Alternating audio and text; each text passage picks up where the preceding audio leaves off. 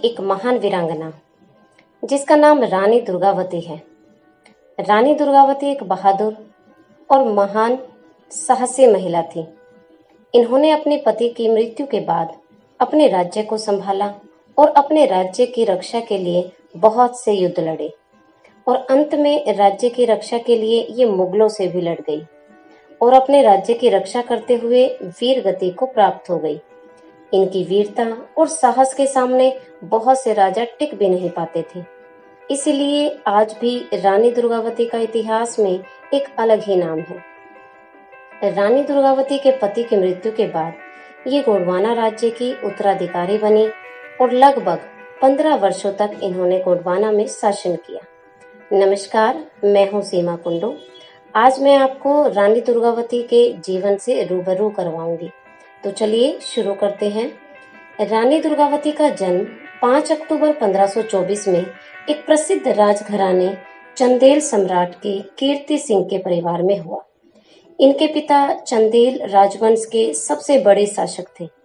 इन्होंने अपनी वीरता और साहस से महमूद गजनीवी को हराया था तथा इन्होंने मध्य प्रदेश के खजुराहो मंदिर का निर्माण भी करवाया था।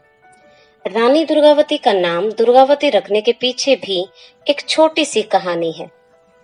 कहा जाता है कि इनका जन्म दुर्गाष्टमी के दिन हुआ था, जिसकी वजह से इनका नाम रानी दुर्गावती पड़ा।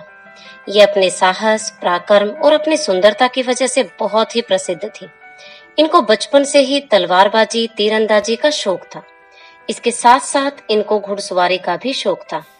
ये अपने पिता के साथ ज्यादा से ज्यादा समय बिताती थी और कभी कभी तो अपने पिता के साथ शिकार पर भी जाया करती थी।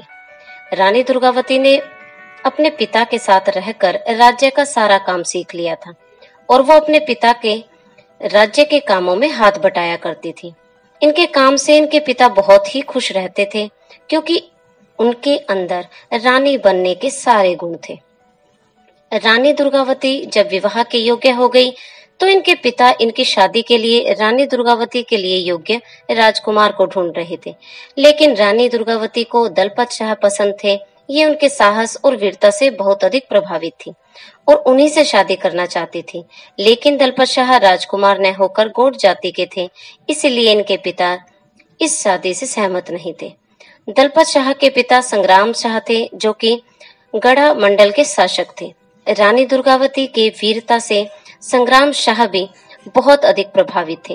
वो इनको अपनी पुत्रवधू बनाना चाहते थे, जिसकी वजह से संग्राम शाह ने दुर्गावती के पिता से युद्ध किया और इनको हरा भी दिया। इसके बाद रानी दुर्गावती के पिता ने 1542 में अपनी पुत्री का विवाह दलपत शाह से कर दिया। इनकी शादी के 4 साल बाद इनके पति राजा दलपत शाह का निधन हो गया। उस समय रानी दुर्गावती की गोद में एक 3 साल का पुत्र था, जिसका नाम वीर नारायण रखा गया था, जिसकी वजह से रानी दुर्गावती को स्वयं ही राजगद्दी पर बैठने का फैसला लिया। रानी दुर्गावती ने गोंडवाना की राजगद्दी पर बैठते ही अपनी राजधानी सिंगोरगढ़ किला, जो कि अब दमोह जिले के पास सिंग्रामपुर में है, चोरागढ़ किला से स्थानांतरित कर दिया।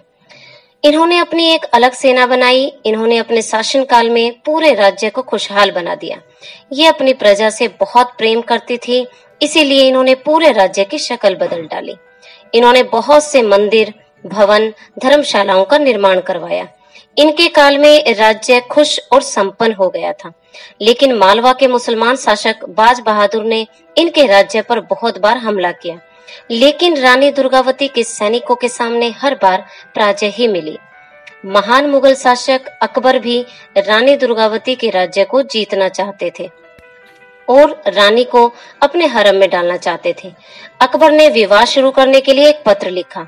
उसमें इसने लिखा कि रानी अपने प्रिय हाथी सरमन और विश्वास पात्र वजीर आधार सिंह को अपने पास भेजने को कहा, लेकिन रानी ने अकबर की मांग को अस्वीकार कर दिया, जिससे अकबर ने अपने रिश्तेदार आशफ खां को हमला करने का आदेश दे दिया।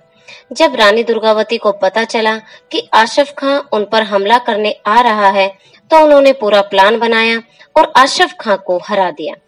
पहली बार हारने के बाद आशफ खां ने दोबारा फिर से अपने सैनिकों की फौज तैयार की और फिर से हमला कर दिया। इस बार रानी दुर्गावती के पास कम सैनिक थे। इन्होंने जबलपुर के पास एक मोर्चा लगाया और खुद भी पुरुष वेश में युद्ध लड़ने के लिए आ गई। पहले दिन मुगलों के 3000 सैनिक मारे गए, लेकिन इसमें रानी के भी अनेक सैनिक मारे गए। दूसरे दिन 24 जून 1564 को मुगल सैनिकों ने फिर से हमला बोल दिया। दूसरे दिन रानी का पक्ष कमजोर पड़ गया। उस दिन रानी दुर्गावती का पुत्र नारायण भी युद्ध कर रहा था और वह घायल हो गया। रानी ने उसे सुरक्षित स्थान पर भेज दिया। रानी युद्ध कर ही रही थी कि एक तीर आकर उनकी भुजा पर लग गई। उन्होंने उस तीर को निकालकर फेंक दिया। तभी एक दूसरा तीर उनकी आंखों को भेद गया। रानी ने उस तीर को भी निकाल दिया, लेकिन तीर की नोक आंख में रह गई। तभी तीसरा तीर उनकी गर्दन में आकर धंस गया। रानी ने अंत में अपने वजीर आधार सिंह से आग्रह किया कि वे अपनी तलवार से उनकी गर्दन को काट दें, लेकिन वो ऐसा करने को तैयार नहीं थे। अंत में रानी ने खुद की तलवार को अपने सीने में भोंककर आत्म बलिदान की ओर आगे बढ़ गई। रानी दुर्गावती के सम्मान में मध्य प्रदेश सरकार द्वारा सन 1983 में जबलपुर के विश्वविद्यालय को उनकी याद में रानी दुर्गावती विश्वविद्यालय कर दिया गया है। भारत सरकार ने रानी दुर्गावती को श्रद्धांजलि अर्पित करने हेतु 24 जून सन 1988 में उनकी मौत डाक टिकट जारी की।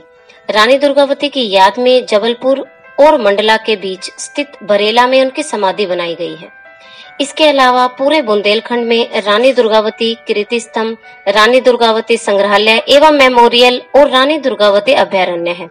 जबलपुर में मदन मोहन किला स्थित है, जो कि रानी दुर्गावती का उनकी शादी के बाद का निवास स्थान है।